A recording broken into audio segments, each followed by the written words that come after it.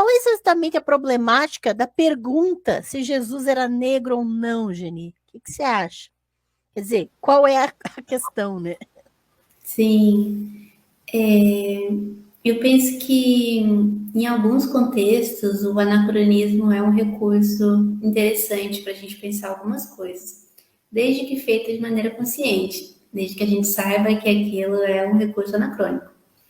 Nesse caso, me parece não ser uma situação em que isso esteja posto de maneira consciente, assim. Então, é como se uma das referências para mim nisso é o Frantz Fanon, né, que tem um trabalho incrível, né, e ele dizia o seguinte, que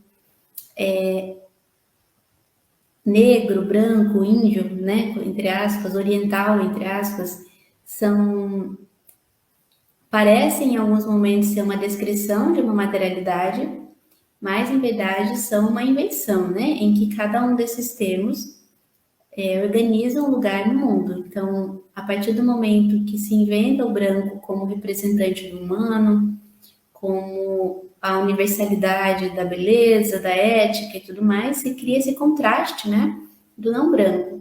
Então, a invenção da raça, nesse sentido, é um marco da colonialidade, né, que tenta colocar nessa narrativa uma racionalidade para as violências que acontecem, muito pautadas na desumanização, na animalização, né, que constitui o racismo.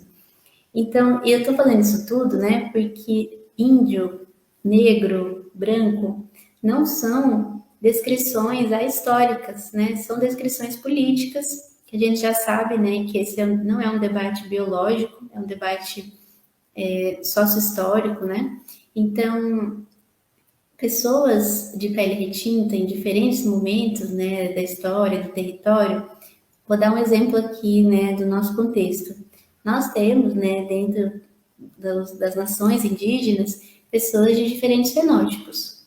Então, nós temos pessoas de pele clara, temos parentes de pele retinta, de cabelo crespo, de cabelo liso. Então, a definição que se cria em torno dessa identidade, ela é contemporânea, né? Essas identidades que a gente utiliza hoje. E na minha pesquisa, o que eu observo é que as pessoas admitem, por vezes, as questões da tradução, as questões de criação mesmo, né, que há nesse gesto. Mas elas dizem o seguinte: ah, isso é erro de tradução, isso aí foi um problema na tradução. E eu faço esse convite, né? Se a Bíblia está mal traduzida nos momentos em que ela reforça explicitamente a violência e a desigualdade, eu posso então usar o mesmo critério e dizer que é uma má tradução quando diz que Jesus é amor, que Jesus é caridade, que é, né? É preciso haver uma justeza, né? Em questionar, não, que não seja de maneira arbitrária, né? Essa reflexão.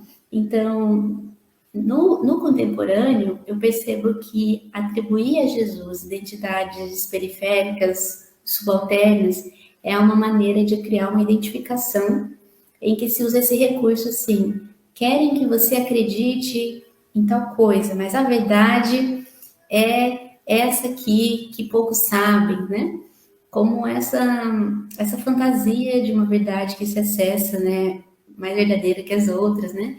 Então, eu já vi, por exemplo, falarem que Jesus na verdade era uma mulher trans, que era uma pessoa indígena, que era uma pessoa negra, todas, não à toa, né, identidades para se criar esse senso de que se trata de uma figura de resistência, que é uma figura que você tem que identificar porque é uma figura que lutou contra as opressões, contra as violências, né? Então, de novo, essa espécie de mocinho religioso, né, que se cria em torno dessa figura e que se a gente tivesse de arriscar, né, alguma hipótese em relação a isso, seria, né, de fato, que foi, né, uma pessoa judia. Então, esse é outro ponto assim que eu trago muito no meu trabalho, porque o Novo Testamento ele é apresentado nas igrejas evangélicas como uma evolução do Velho. Então, se diz o seguinte, né, que no Velho Testamento tem muitas coisas retrógradas e no Novo houve essa progressão moral que, portanto, Jesus veio evoluir aquilo que era antigo e ultrapassado. Isso flerta profundamente com o antissemitismo, né? Com essa ideia de que cristãos seriam judeus melhorados, de que seria uma evolução moral disso tudo, né? E é extremamente problemático. E aí essa colagem, essa apropriação, ela tem seus efeitos, né? Um deles é de que se rouba, né? Se tira do contexto do judaísmo esse mito originário do Éden, de Adão e Eva, e se cola com a história a partir de Jesus, mas não se despende, porque não há um repertório do cristianismo para falar dessa parte anterior, né? Então, quando se apropria partes descontextualizadas do judaísmo e faz uma colagem com o cristianismo, e aí se diz, né, que é algo judaico-cristão, e eu tenho muito incômodo com isso, né? Depois a gente pode falar um pouquinho mais, mas essa tentativa, de novo, né, de positivar a imagem de Jesus a partir desses enquadramentos, né?